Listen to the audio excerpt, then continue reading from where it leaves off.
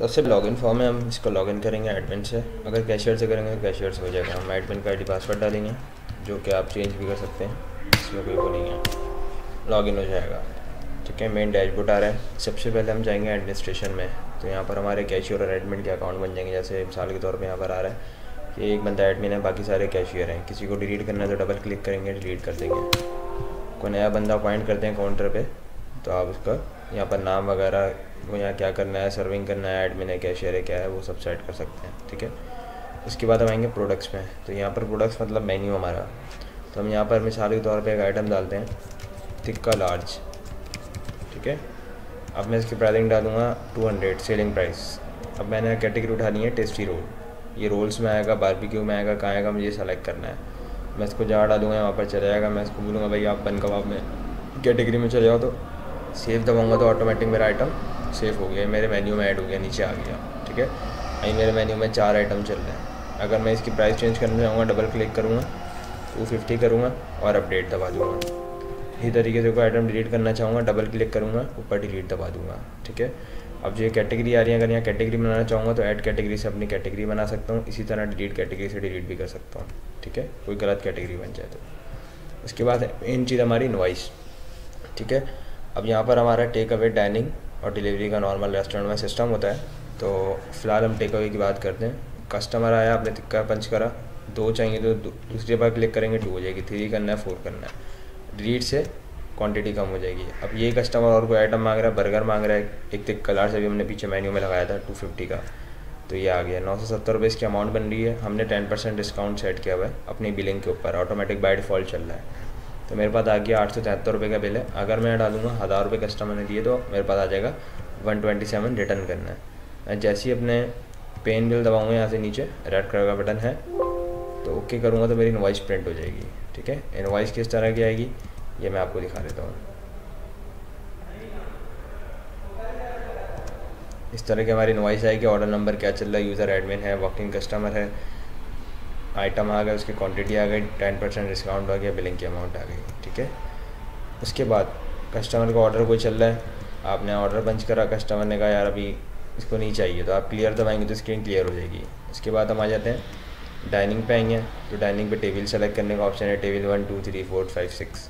इसी तरह ऑर्डर पंच हो जाएगा, बिल्कुल सेम तरीके का होगा। ठीक है, और इसी तरीके से अगर हम डिलीवरी पे जाएंगे तो यहाँ पर फ़ोन नंबर एड्रेस डालने का ऑप्शन होगा। फ़ोन नंबर एड्रेस जैसे ही डालेंगे ऑटोमेटिक वो कस्टमर लैंड कर देगा। मैं 0315 डालूँगा, मेरे पास एड्रेस सेफ आ गया C-G। ठीक है, तो मैं इसी कस्टमर का ऑर्डर लूँगा तो ऑटोमेटिक मेरा इसके नाम पे बिलिंग हो जाएगी। जो भी ऑर्डर बाहर निकलेगा डिलीवरी ऑर्डर का यहाँ आता रहेगा, होल्ड पे जाता रहेगा, ताकि आपको उसमें पता चले कि किसकी पेमेंट आएगी किसकी नहीं आएगी। इसी तरीके से व्यू टेबल पे जाएंगे तो यहाँ भी आता रहेगा कि कौन सा ऑर्डर पंच है, कौन सा ऑर्डर पंच नहीं है। ठीक है, हम एक डाइनिंग पे ऑर्डर लगा देते हैं। मैं टेबल 1 उठा ली, 2 उठा ली, जो भी उठा ली। ठीक है, डाइनिंग उठाई, टेबल 4 उठाई, हमने 2 आइटम इसे पंच कर लिए। अभी हमारे व्यू टेबल पे जाऊंगा तो यहाँ पर टेबल 4 पे आइटम आ रहे हैं 2, यहाँ पर आ रहा है। अगर कम करना चाहेंगे तो कम कर सकते हैं। कस्टमर जब खाना खा लिया, फिनिश हो गया, बिल अमाउंट निकालना है तो आप यहाँ से उसकी अमाउंट दे सकते हैं। 558 रुपये का बिल हो रहा है उसका। ठीक है, अब जैसे आप पेन बिल दबाएंगे तो ऑटोमेटिक आपकी इनवॉइस जनरेट हो जाएगी इसी तरीके से थर्मल प्रिंटर पे। ये टेबल अब क्लियर हो गई, मतलब खाना खा के कस्टमर चले गए, पेमेंट आपके पास आ गई। उसके बाद डुप्लीकेट इनवॉइस में जाएंगे तो यहाँ कोई ऑर्डर रीप्रिंट करना हो तो उसको रीप्रिंट कर सकते हैं। तो इसलिए फट गई है या कस्टमर को दोबारा चाहिए तो वो भी आप इसको रीप्रिंट कर सकते हैं। तो डुप्लीकेट बिल ऑटोमेटिक जिस तरह आएगा जिस तरह ओरिजिनल बिल होता है। उसके बाद है ऐड एक्सपेंसेस का ऑप्शन। कोई खर्चा ऐड करना है तो आप यहाँ से अपनी कोई भी टाइप बना सकते हैं, रोज़ाना की जो टाइप्स होती हैं। इसी तरह कैटेगरी की तरह टाइप भी डिलीट कर सकते हैं। आपने यहाँ पे मिसाल के तौर पर एक एंट्री चढ़ाई, ऑयल की मद में आज किसी बंदे से आप ऑयल लाया 10 से, कितने का लाया 1000 रुपये का, तो ये मेरा एक्सपेंस ऐड हो गया आज की तारीख में। अब मैं नीचे आऊँगा तो एक्सपेंस आ रहा है, डबल क्लिक करके डिलीट भी कर सकता हूँ अगर गलत एक्सपेंस एंट्री हो गया। व्यू रिपोर्ट पे जाऊँगा तो एक बार रिपोर्ट आ जाएगी कि आज मेरे रेस्टोरेंट में या शॉप में जो भी एक्सपेंसेस हुए हैं वो यहाँ पर आ जाएंगे। ठीक है, ये हमारी इनवॉइस का चैप्टर हो जाएगा। उसके बाद बैक एंड पे आ जाएंगे तो हमारे पास डिस्काउंट सेट करने का ऑप्शन है। कोई भी हम डिस्काउंट सेट कर रहे हैं, मिसाल तौर पर रेस्टोरेंट है, ओपन हो रहा है, 10% सेट करा हुआ है, 20 रुपये सेट करा हुआ है, 50 रुपये करा हुआ है या 50% करा हुआ है तो सेट कर सकते हैं। तो ऑटोमेटिक बिलिंग पे ये एडजस्ट होता रहेगा। उसके बाद मेन चीज़ हमारी क्लोजिंग होती है। डेली सेल होती है, एक्सपेंसेस होते हैं। आप सेल मेरी आ गई 2233 रुपये, आज डिस्काउंट मैंने इतना दिया, एक्सपेंस इतने हुए और नेट सेल मेरी 1223 रुपये, मतलब मेरे कैशियर के पास 1223 रुपये होने चाहिए। इसके बाद यहाँ छोटी रिपोर्ट्स हैं इसकी, मोड वाइज कैश पे आएंगे तो पता चल जाएगा कि आपके किस किस मद में पैसा है। आज कैश पे काम कर रहे हैं तो कैश, वरना कार्ड ऑनलाइन पेमेंट सब होगा तो ऑटोमेटिक आता रहेगा। उसके बाद एक्सपेंस समरी है, कैटेगरी वाइज समरी है, कैटेगरी वाइज समरी भी आपको दिखा देते हैं। ये टेस्टी रोल में कितना आया है और बर्नर कबाब में कितना आया, बर्गर्स के मद में कितनी सेल हो रही है, ठीक है। इसी तरीके से आइटम वाइज रिपोर्ट है। आइटम वाइज रिपोर्ट पर आपको मेन रिपोर्ट आइटम वाइज होती है कि कौन सा आइटम आपका कितना सेल हो रहा है आज की तारीख में, ठीक है। अब बर्गर आपके ज़्यादा बिक रहे हैं, टिक्का ज़्यादा बिक रहे हैं, वो सब आपका यहाँ से प्रिंट हो जाएगा, ठीक है ना। और इसके बाद सर्विंग की समरी है, वेटर वाइज समरी होती है। अगर आप वेटरों का भी हिसाब किताब देखना चाहें तो वो भी देख सकते हैं, कौन सा वेटर मेरे पास ज़्यादा काम कर रहा है, ठीक है।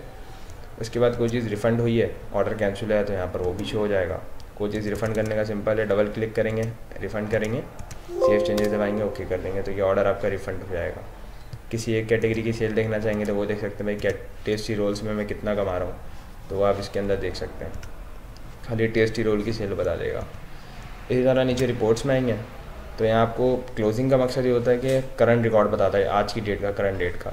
अगर आप प्रीवियस देखेंगे, आपने बोला 1 से लेकर 29 तारीख का हिसाब देखना है मुझे मंथली, आपने ऑल सेलेक्ट करा, ये आपसे पूछेगा ऑल का मकसद ये डाइनिंग, टेक अवे, डिलीवरी, तो आपने ऑल सेलेक्ट करा तो सही डेटाबेस ने आपको बताया कि आपकी सेल 3555 है, एक्सपेंसेस 3100 हैं और नेट आपके पास 455 रुपये कैश बच रहा है।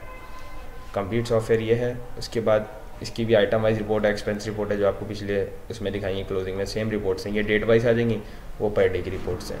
उसके बाद सिंपल आप साइन आउट कर देंगे तो आपको सॉफ्टवेयर साइन आउट हो जाएगा। और कैशियर की विंडो से खोलेंगे तो कैशियर का काम सिर्फ आपके पास बिलिंग करना ही होगा, उसके पास सारे राइट्स नहीं हो, सिर्फ और सिर्फ आपकी बिलिंग करके और सॉफ्टवेयर ऑफ कर देगा। पीछे आप आएंगे तो अपनी क्लोजिंग वगैरह देखेंगे।